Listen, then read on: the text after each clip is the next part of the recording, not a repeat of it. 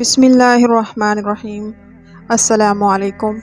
شیخ اسماعیل رحمہ اللہ اپنی فطرت قناعت کے سبب کبھی کسی کے سامنے دست سوال دراز نہیں کرتے۔ شیخ اسماعیل کی 3 بیٹیاں تھیں، چونکہ حضرت رابعہ بصری اپنی تینوں بہنوں کے بعد پیدا ہوئی۔ اس مناسبت سے آپ کا نام رابعہ رکھا گیا۔ عربی زبان میں رابعہ چوتھی کو کہتے ہیں۔ جس رات آپ پیدا ہوئی، شیخ اسماعیل کا بے سر و سامانی کا یہ عالم تھا کہ کوئی فالتو کپڑا نہ تھا جو نومولود کو اڑایا جائے، اور رات کے وقت چراغ جلانے کے لیے گھر میں تیل تک نہیں تھا جس سے روشنی کا اہتمام کیا جائے۔ گھر کی یہ حالت دیکھ کر حضرت رابعہ بصری کی والدہ ماجدہ نے آپ کے والد سے کہا، فلاں ہمسائے سے تھوڑا سا قرض لے لیں تاکہ ضرورت کی چیزیں لا سکیں۔ آپ کے والد نے اس بات کا عہد کر رکھا تھا کہ سوائے اللہ تعالیٰ کے کسی سے کبھی کچھ نہ مانگیں گے۔ چونکہ معاملہ ایسا آن پڑا تھا کہ اب اس کے سوا کوئی چارہ دکھائی نہیں دیا کہ کسی سے قرضہ لیا جائے۔ شیخ اسماعیل تاریکی میں گھر سے نکل پڑے اور پڑوسی کے دروازے پر دستک دی۔ پڑوسی گہری نیند میں سویا ہوا تھا، اس لیے اس نے دستک کی آواز نہیں سنی۔ شیخ اسماعیل کچھ دیر تک دروازہ کھلنے کے انتظار میں کھڑے رہے، مگر جب پڑوسی کے قدموں کی آواز بھی سنائی نہ دی تو آپ خاموشی سے لوٹ آئے اور پریشانی کے عالم میں سو گئے۔ آپ جب صبح سو گئے اور خواب میں حضور اکرم صلی اللہ علیہ وسلم کی زیارت ہوئی تو آپ صلی اللہ علیہ وسلم نے فرمایا، اے اسماعیل، اپنی بے سر و سامانی کا غم نہ کریں، تیری یہ بچی اپنے وقت کی بہت بڑی عارفہ ہو گئی۔ اس کے روحانی فیض سے دنیا کو فائدہ پہنچے گا اور اس کی دعاؤں سے میری امت کے ہزاروں افراد بخشے جائیں گے۔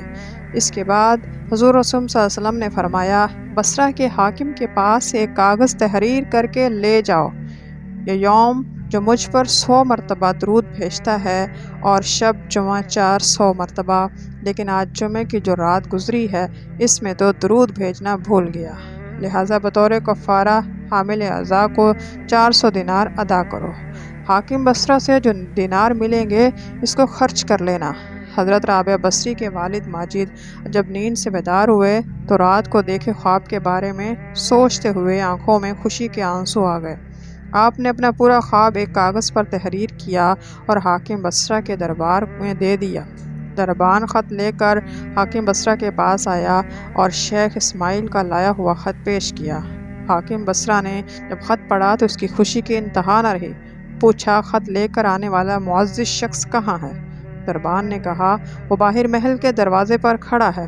حاکم بصرہ تیز قدموں کے ساتھ محل کے دروازے پر پہنچا اور شیخ اسماعیل کے ہاتھوں کو بوسہ دے کر کہنے لگا، آپ کی وجہ سے نبی صلی اللہ علیہ وسلم نے مجھے یاد فرمایا ہے۔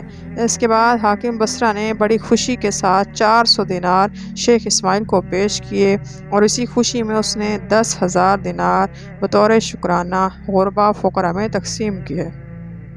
اگلے دن حاکم بصرہ نے خود حضرت رابعہ بصری کے گھر حاضری دی اور بڑی عقیدت و مسرت کا اظہار کرتے ہوئے وہاں سے رخصت ہوا۔ حضرت رابعہ بصری کا مالک انتہائی جابر اور ظالم شخص تھا، دن رات آپ سے کام لیتا۔ آپ نہایت ہی فرمانبرداری یا خاموشی سے اس کی خدمت کرتی، کبھی زبان سے اف تک نہ کیا۔